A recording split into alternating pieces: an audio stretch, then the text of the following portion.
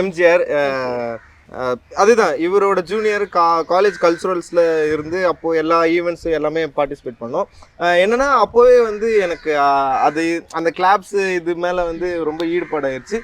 And யார் என்னன்னு தெரியாதவங்கலாம் வந்து பாராட்டும் போது ஏய் நல்லா இருக்கே அப்படின்னு சொல்லிட்டு இது பண்ணோம். ப்ளஸ் நான் நல்லா படிக்கிற பையன், பட் எனக்கு படிக்க விருப்பம் இல்லை. இதில் தான் எனக்கு ரொம்ப இன்ட்ரெஸ்டாக இருந்ததுனால இதில் தான் பார்ட்டிசிபேட் பண்ணி அதுக்கப்புறம் சினிமா போகலாம் அப்படின்னு சொல்லி ட்ரை பண்ணேன்.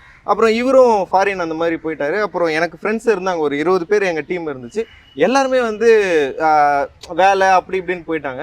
பட்டு எனக்கு அந்த இது நான் விடவே இல்லை. அப்போதுலேருந்து தொடர்ந்து தியேட்டர் ஆர்டிஸ்ட்டாக, மைம் ஆர்டிஸ்ட்டு, அப்புறம் கலக்கப்போவது யார், விஜய் டிவியில் கலக்கப்போவது யார், அசுரன் மாஸ்டர், இந்த மாதிரி என்னென்னலாம் கிடைக்குதோ எல்லாமே ட்ரை பண்ணேன்.